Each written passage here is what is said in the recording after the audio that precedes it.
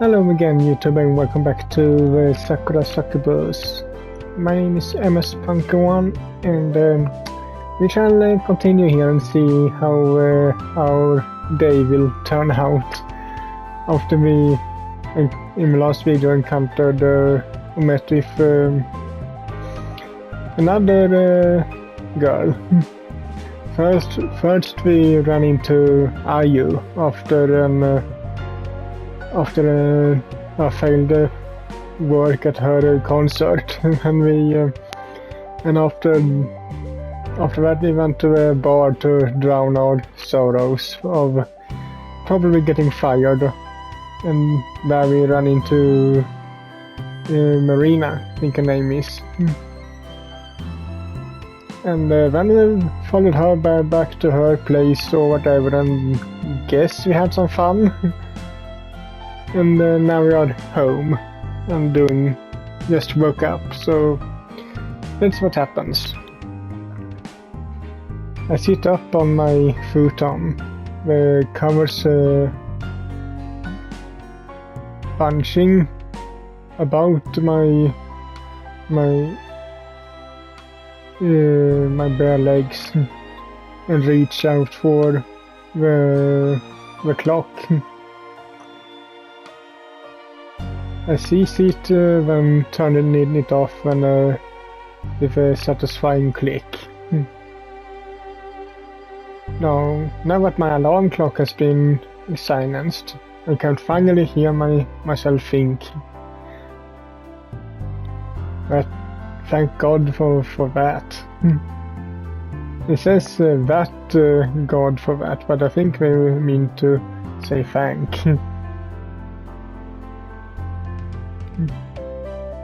How much did I have to drink last night anyway? I pressed my hand against my temple, just a little to ease the throbbing pain beneath my fingertips.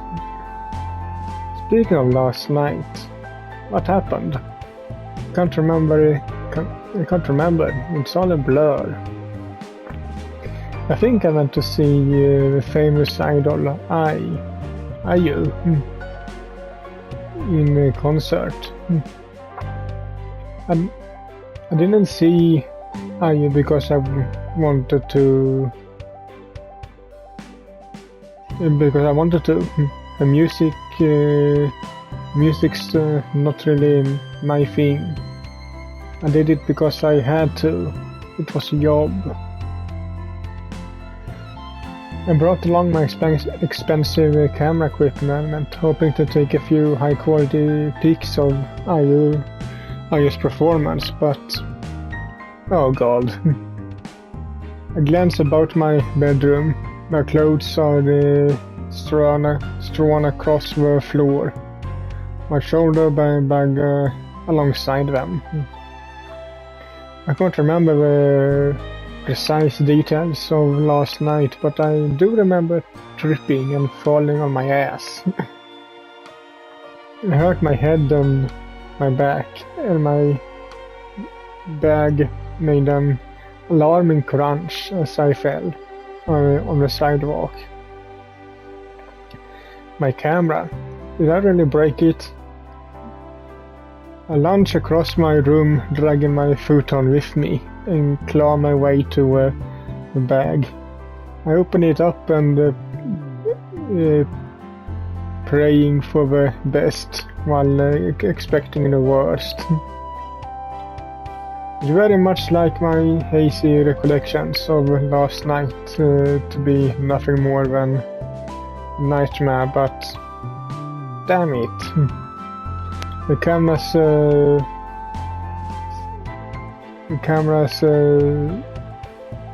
scuffed and marked, and the lens cracked all the way down the middle. It's completely inoperable. Alright, Hiroki, calm down. Maybe the lens broke, but the camera itself might work. You just need to stay cool. Extracted a heavy the heavy camera from my bag with trembling sausage-like fingers and reached for the on-off switch. I press it, heart hammering, awaiting a miracle, but no dice, huh? The camera refuses to turn on. It's given up the ghost completely. Well, that's just peachy. Disgusted, I throw the broken camera back into the bag. It's not like it can damage it more than... it's not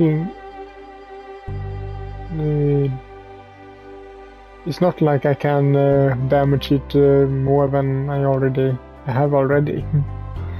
And fall back against the tomato floor with a thud. And to think I wanted to be a photojournalist.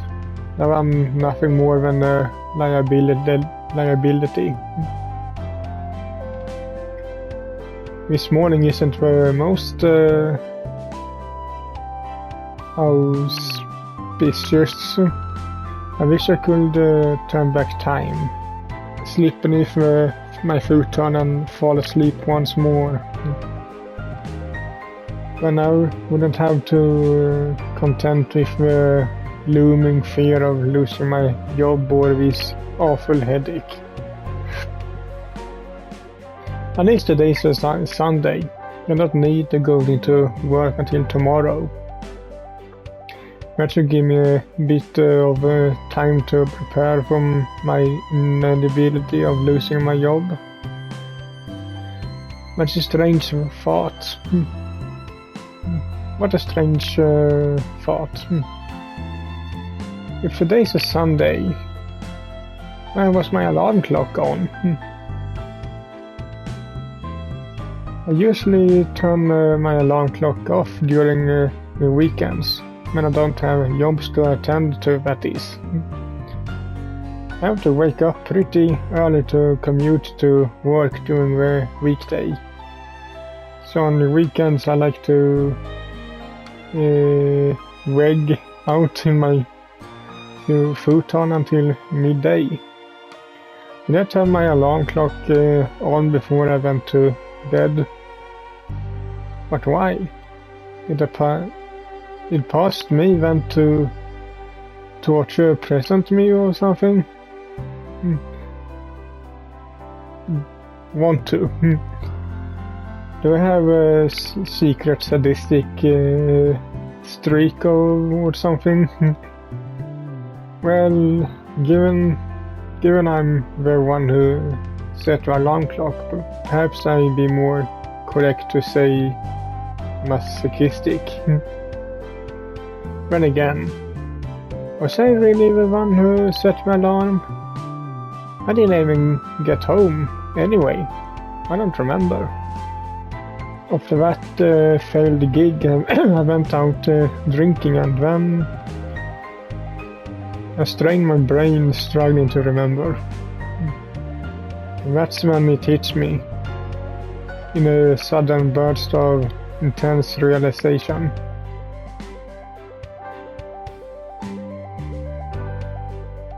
Wakatsuki Marina. She invited me back to her office. How could I forget that? I enjoyed myself with the famous businesswoman, Wakatsuki Marina, in an attempt to forget my sorrows, then passed out. How then did I end up back in my apartment? I don't get it. Did last night really happen, or... I look around my room, searching for some kind of clue. Fortunately, it doesn't take me long to spot it.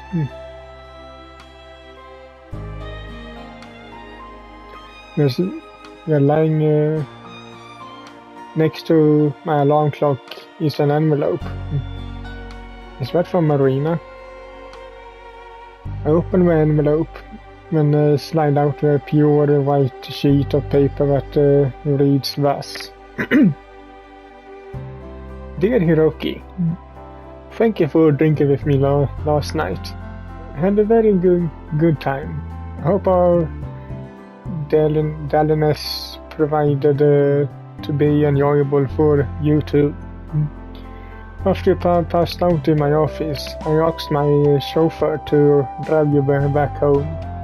I found your address on your business card, which was in your wallet. I hope you can forgive me for looking through something so personal. I asked the chauffeur to set your alarm nice and early, so you don't oversleep. You drank a good deal last night, and I'm afraid you dozed the day away if you given the opportunity. Remember, the early bird catches the worm. You might disagree with me, but I think it's important to wake up in a timely manner. Don't go back to bed, you hear? I'm taking quite interest in you, and I'm going to whip you into shape if it's the last thing I do. Maybe you could look at it as a pet project of mine.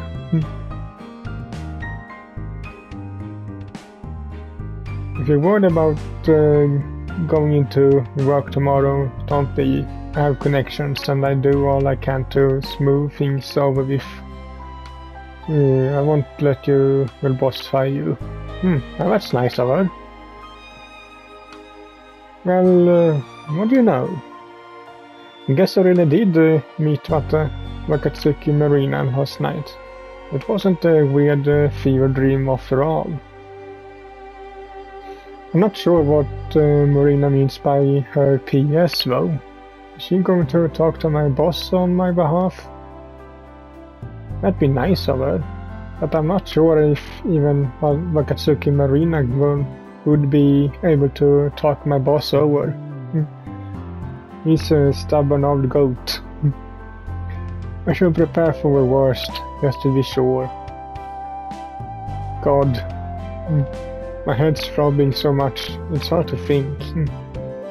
Sorry, Marina, but I think I'm going to go back to bed after all. I shuffle back to my futon and drop in something against the soft covers. This is too much for me to deal with right now. I'm afraid if I don't get any rest, my brain will explode. My life's starting to feel like something from a TV drama. I just hope whoever's in charge of writing the screenplay of my life will see fit to tone things down a notch to come tomorrow.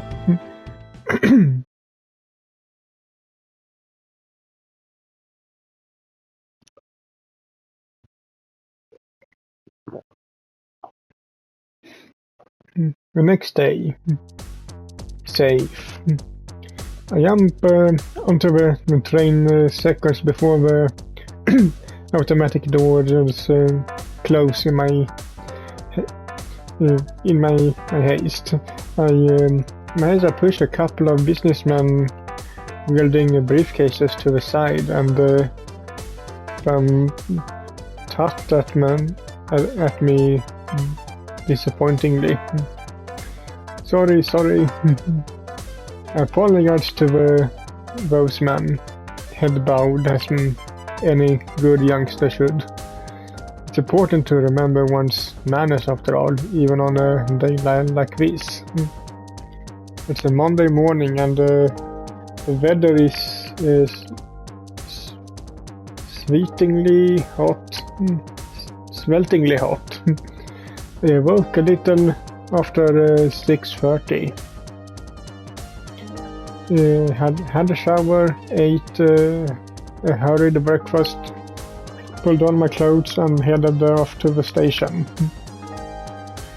I got on my train around 7:30, as per usual. And now I'm ready for my daily hour commute to work. If my calculations are right, I should get to work around 8:30. Though my workday doesn't technically start until 9. My boss is a hard ass and he likes everyone to be present as early as possible. It'd be nice if I got paid a little extra for coming in half an hour early and staying behind hours late, but that's not how the world works, sadly. My boss isn't just a hard ass, he's also incredibly stingy. If I could find a better job a little close to home, I accept it in a heartbeat. But it's precisely because I can't find a better job than this that I've been stuck at this place for the last 3 years. It's enough to make a man cry, really. Well, when my boss learns full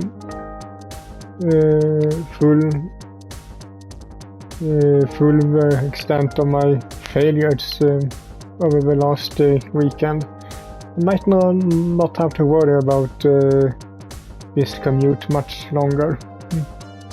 Marina said she put in a good word to my boss, but I don't know how much weight her resources will hold. She might be famous, but my boss isn't the sort of person to be swayed by celebrities. The train sways back and forth, rattling down the track. This particular compartment is full to bursting, and I'm being joisted from all sides by grumpy men and women. The train takes a curve and I slip backwards, accidentally stand on a businesswoman's foot, and she glowers at me. Sorry, I'm very sorry. I seem to be upsetting everybody today. Talk about losing friends and alienating people. Try to shuffle away from the woman, but there's nowhere else I can really go. There's barely an inch of free space in this miserable compartment. And my sides being poked and joisted with intensive elbows. It's a hot summer day, and the inside of this overcrowded train feels like a sauna. I already showered once this morning, but I'm sweating already. I hope I don't smell bad. Time ticks by too slowly. The train pulls in at a stop, and mercifully a few people get off, including the woman whose foot I stepped on. Finally I can breathe. But not for long. New influx of people get on the train, more than making up for those who stepped off. Now the compartment is even more crowded than ever.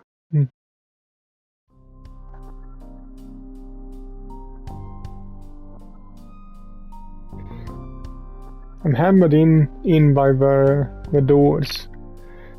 A businessman behind me and a young girl into the front. I can't see the girl's face, but I I can...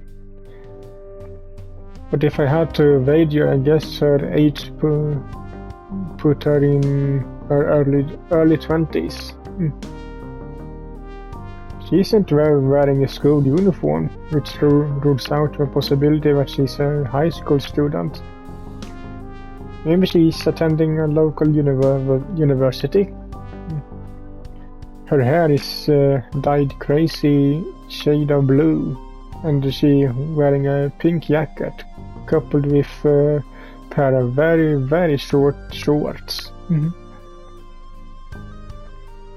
She's pressing against me so intensely I can smell her. She, unlike the other grumpy commuters on the train, smells fresh and sweet, little like cinnamon. Her hair is particular. Her hair in particular is delectable.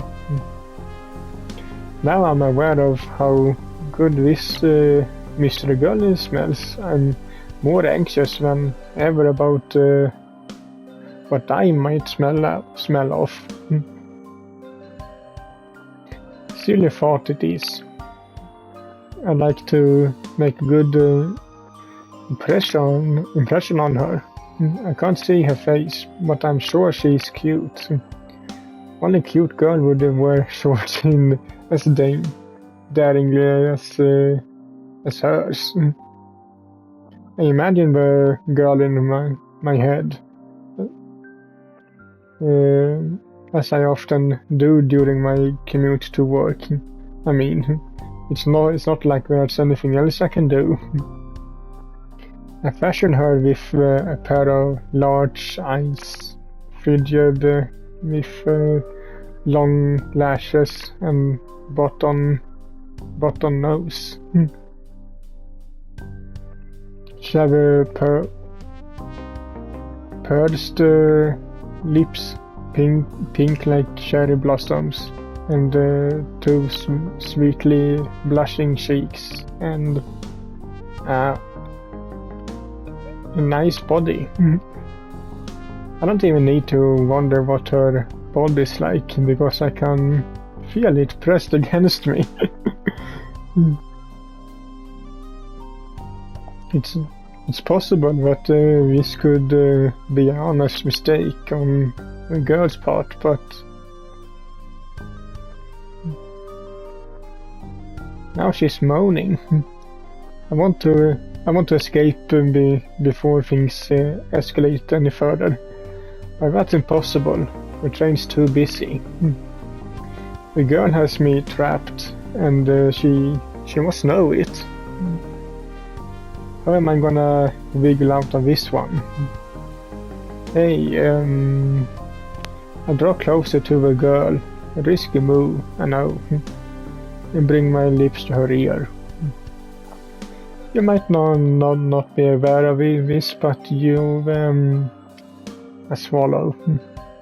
You're kind of pressing against me. Hope that this is some sort of misunderstanding.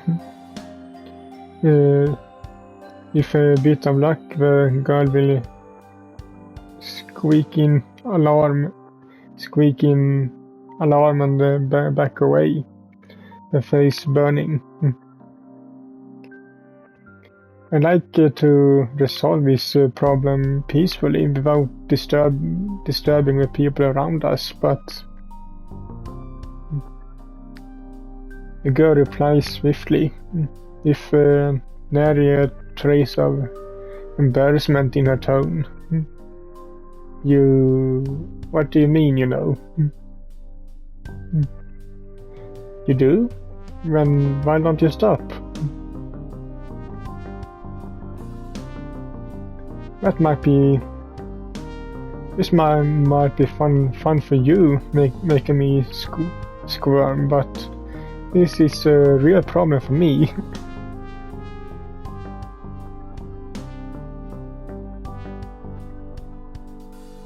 You're a total stranger, so...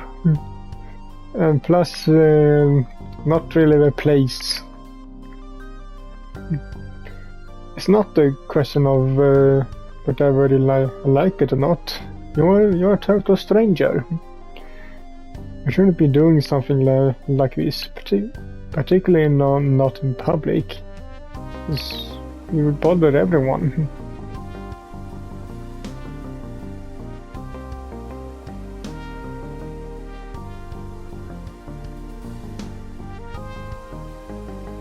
No, I just said...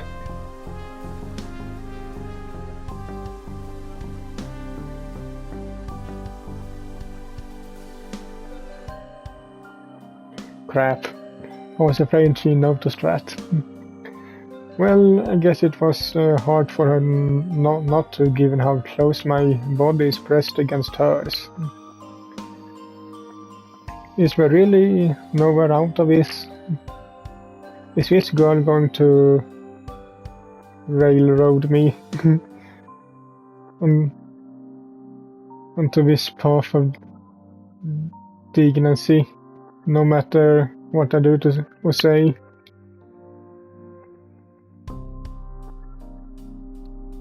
Degeneracy, I think it is.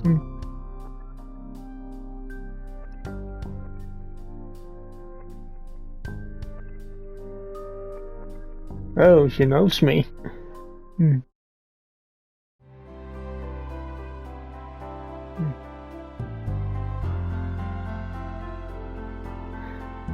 I make my way to work, the soles of my shoes slapping against the sidewalk. After a little incident on the train, I felt obliged to get off a few stops earlier than usual. I couldn't bring myself to stay on that train surrounded by all those good men and women after everything I'd done. Would have been way too embarrassing. I gasped for air as I went my way through Tokyo's busy streets. Men and women in business and attire throng about me. And veritable armies of high school students in their crisp white uniforms chat and giggle extensively. They all look so young and carefree. The girls with their plaited hair and blue plain skirts. The boys with their sports bags slung over their shoulders and their scuffed black shoes. What I would give to be a teen again. They don't know how easy they have it. I counted if that mysterious girl on the train might have taken my mind off things for a few more minutes. Did our illusion truly finish so fast? But now my doubts are starting to catch up with me. It doesn't matter how quickly I walk. Can't outstrip my fears. What am I gonna do when I see my boss? What is he going to say? My head might as well be on a shopping block. This day's shaping up to be a crazy one, and it's not even 9 yet. I only been awake for a handful of hours. Maybe when I get to work I find my boss has transformed into a cute girl. That's quite a disturbing thought, actually. You know what? Let's not pursue this train of thought any longer. Really though, if I get to work and find my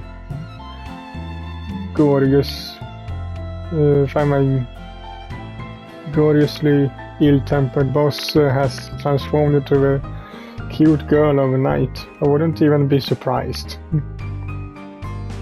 At this point, I'd be just one more drop in the ever-expanding ocean.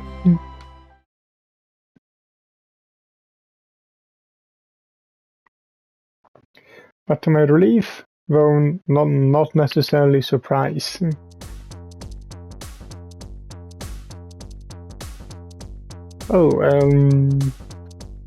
My boss has not turned into a cute girl after all. He looks just as ill-tempered as always, if not even more. I only just arrived to the office. I yet to set down my bag and sit at my desk, but he's already giving me an earful. He carried into the office where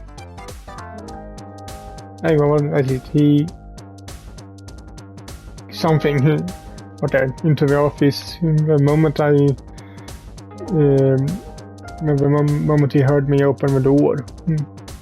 He must have been waiting for me to make my grand entrance, like a fan, eagerly awaiting the beginning of an IU concert. But unlike IU's loyal contingent of fans, my boss isn't holding a glow stick or waving a shirt with my face on it. If he was, I'd be pretty freaked out. Instead, he's holding a cup of coffee in his one hand and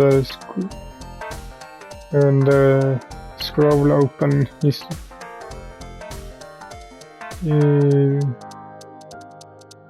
scowl upon his face.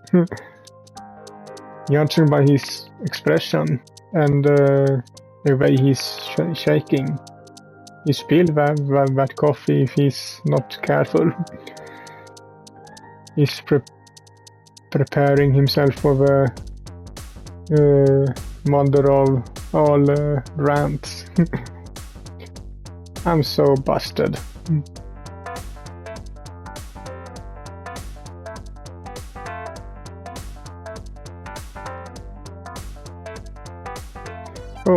I'm sorry, boss. And why did you ask me to apologize in the first place? That's what I like to say. But I know, given the circumstances, I'd be better not to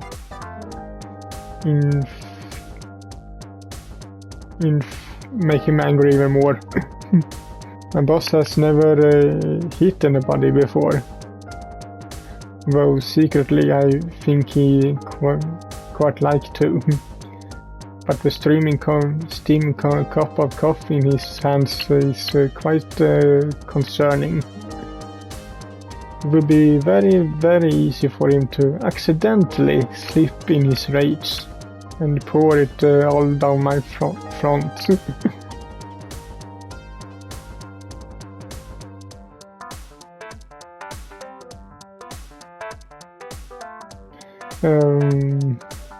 I'm sorry, there were a few technical issues. The trains were delayed and it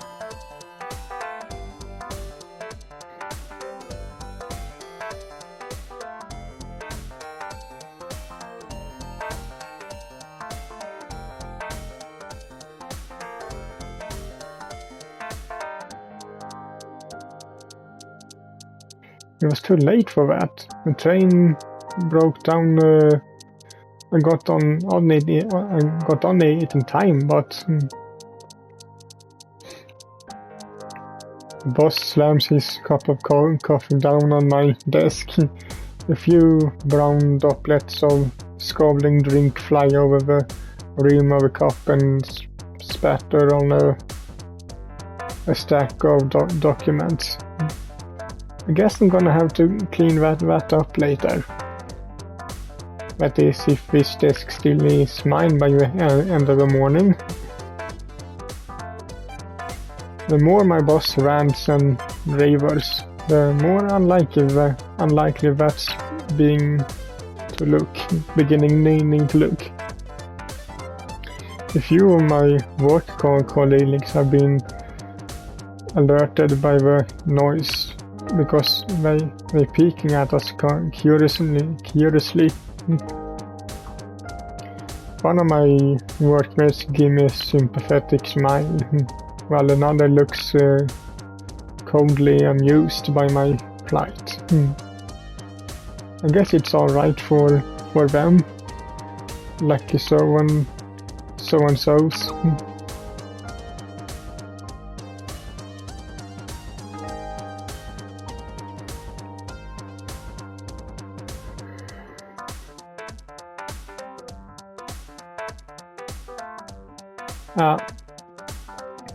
I stare at my boss.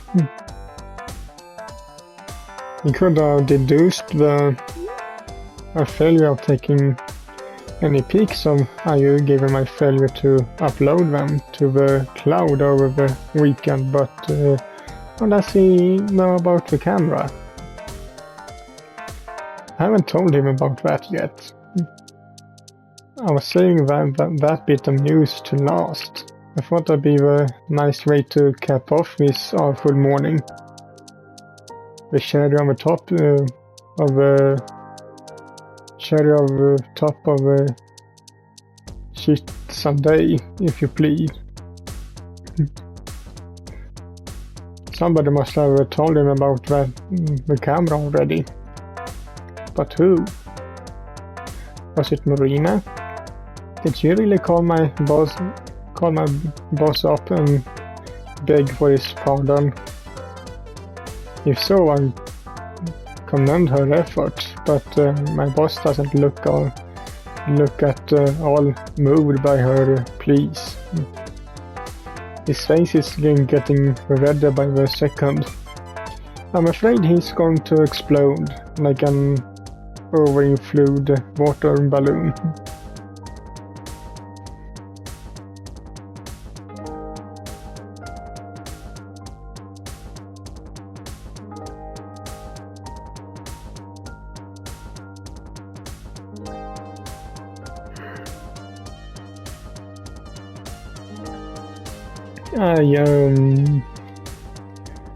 I look at my feet, my voice dropping to a whisper. I'm very sorry, sir. My boss leans in, cupping his ear with his hand. I said, even more of my colleagues are watching me now. We're not even trying to hide their amusement. I bet they are all laughing at my expense. People can be so cruel. I'm very sorry, sir. Really, I am. I know my behavior was inexcusable.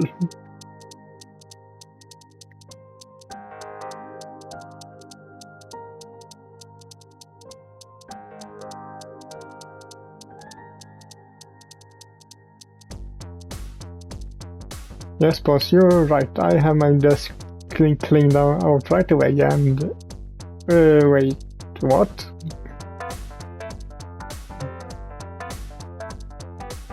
My boss folded his arms, his expression solemn.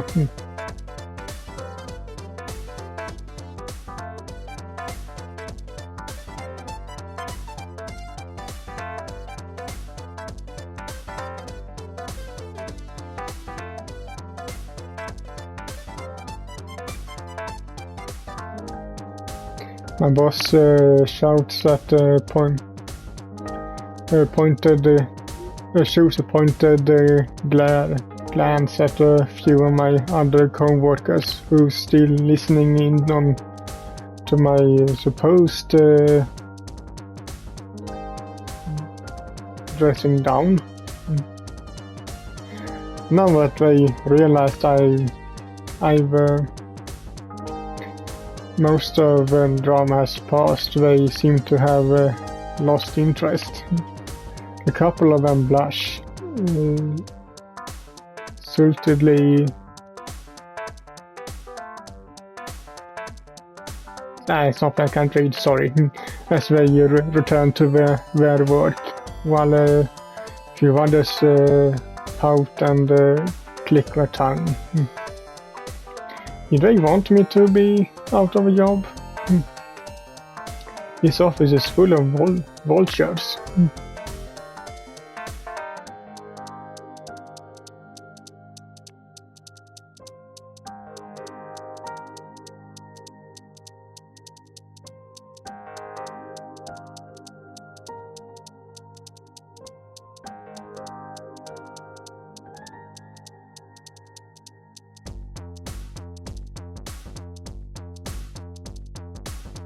Then does that mean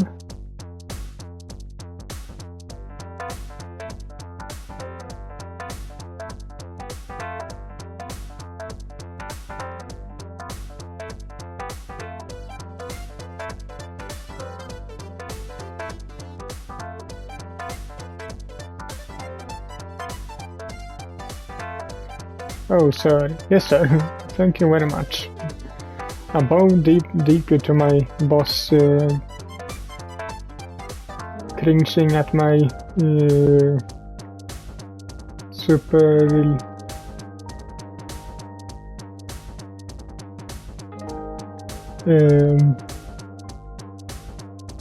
cringing at my own super something sorry, all the while. Only a few seconds ago I was insulting this guy in my head and calling him an asshole. I'm so two-faced. Maybe my boss isn't quite as horrible as I thought, but he's still a businessman at the end of the day, and I doubt he make this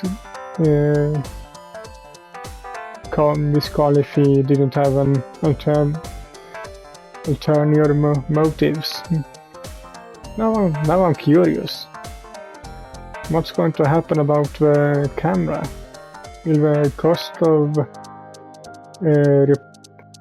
replacing it be taken off from my wages?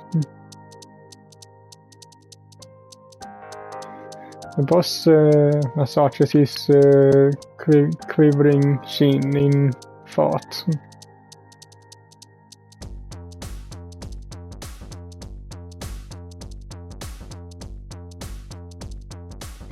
An angel, sir?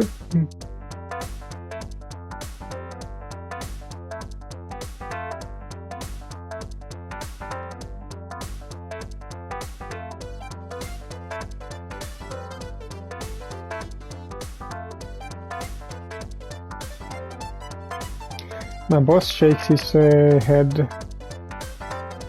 bemused.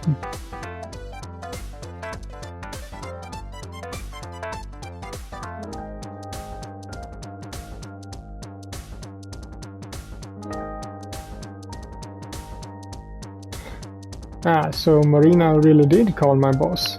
That wasn't just talk. I don't know Marina all that well, but she already done a lot for me. I have to wonder what she sees in me and how I'm going to repay her.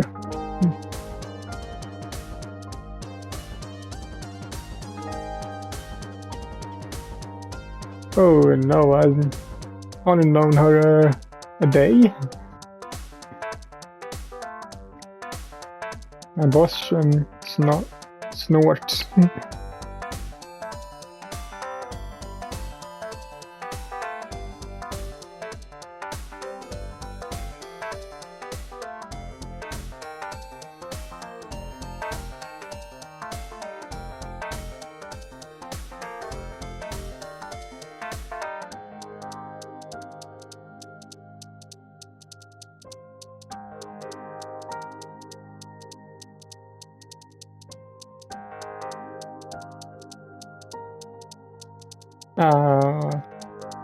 Once more, words fail me. I stare at my boss in silent, slack-jawed surprise, unable to articulate more than a handful of broken syllables. I clear my throat and try again. Is the date of this meeting fixed?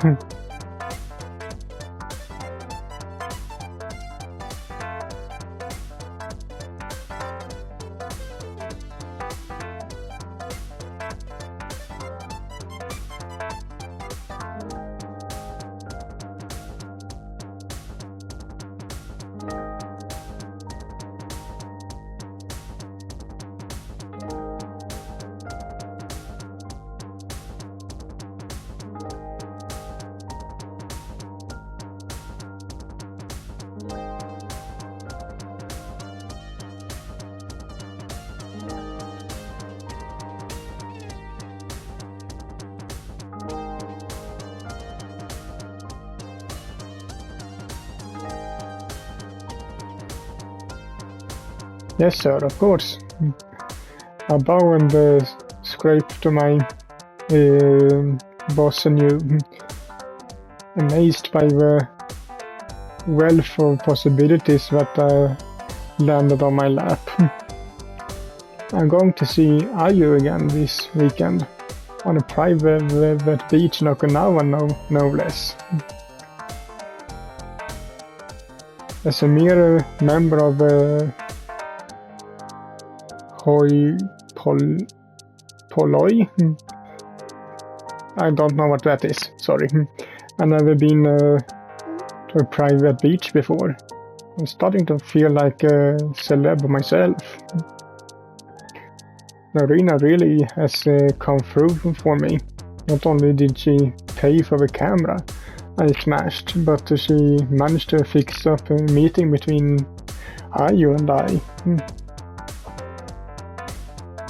My boss was right for once. Marina really is like a guardian angel. She's a dark-skinned, fair-haired angel, and I owe her, if not my life, then my job. My immediate future has been secured, but I can't afford to get complacent. There's still my meeting with Ayu to contend with. If I'm going to impress both Marina and my boss, I need to do my best. Now I've been saddled with all these responsibilities. I don't want to let anybody down.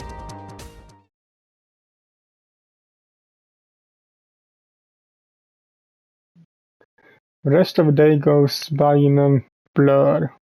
I'm still reeling after my conversation with my boss, and nothing feels quite real. Thanks to my failure on Saturday, we have to scramble to put together a new article in Ilu of the one about Ayu that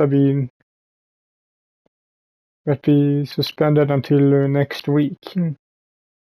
I end up working overtime, and it's dark when I finally leave the office. Jeez, my boss is such a slave driver.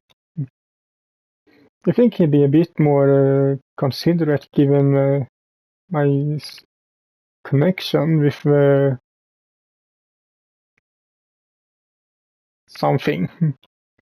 Not even gonna try and read that word. I barely had a chance to sit down all day. Yawning, I check my phone. It's a little after 9. I should be at home hours ago. Oh well, I might be tired now, but my job's secure, and I have my weekend retreat in Okinawa to look forward to. with a bit of luck, things work out alright. And I get a bevy of photos that pleases my boss. That should put me in his good books. Maybe he even let me go home on time for a change. That would be a treat. For a present, however, I'm absolutely gagging for a drink. That might help soothe my nerves.